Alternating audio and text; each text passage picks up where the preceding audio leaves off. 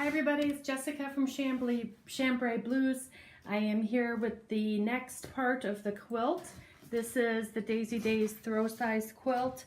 It's a kit from Cricket and Riley Blake Designs, and we are making this design here called Spinning Wheels.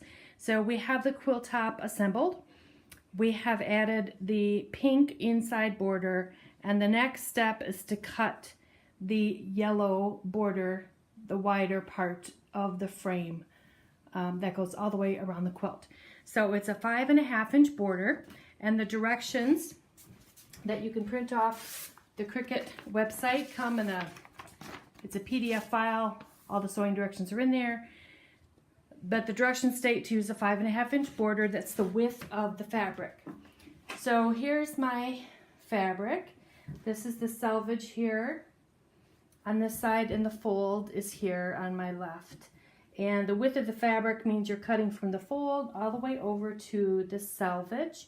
However, as you can see, it's sliding off my table and it's quite cumbersome to cut this direction. So what I do is turn the fabric the other way so it stays on my table, but it doesn't quite fit on my cutting mat, which means I have to move the fabric as I cut it, and that makes for a messy cut. So the easiest thing to do is to just fold the piece in half up towards the selvage like that.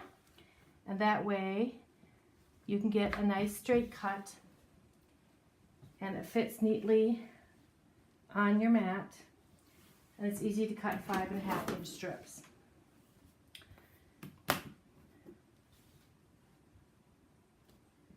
So 5.5, 11.5 here on my mat. Make sure it's square, squaring up the bottom, and then you can tell if you're crooked by looking at the top.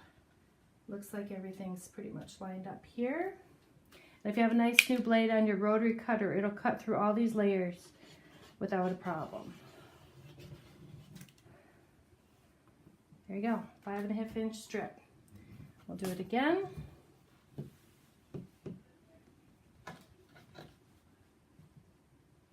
Get it lined up.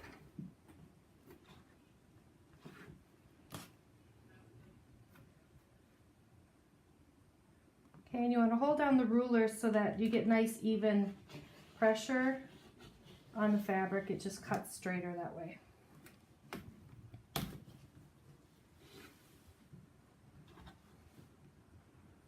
You're going to cut the entire piece that comes with the kit.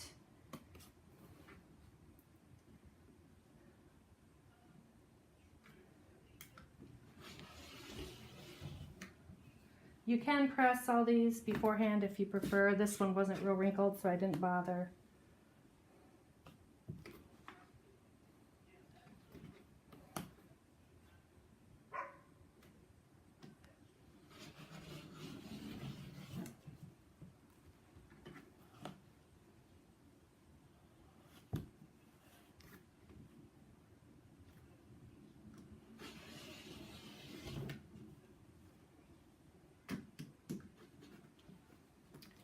Okay, now when you get to the end, you will have a little bit of waste here.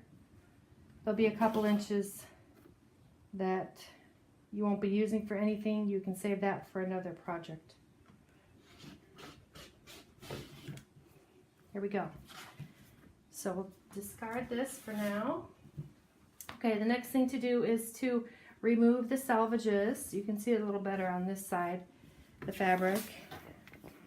You always want to cut that off. You don't want to sew with that on there. It keeps the fabric from moving. So I just cut those off as I work with the pieces.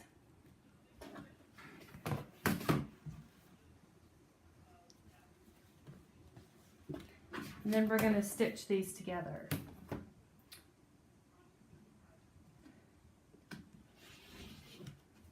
Okay, so you get the idea with that. So we're going to sew these together with a 1/2 inch seam allowance. You'll need 2, maybe even 2.5 pieces for each side of the quilt plus the top. So we'll stitch that together next. This is a 2.4 stitch length on my sewing machine. And I'm using a 1/2 inch seam allowance.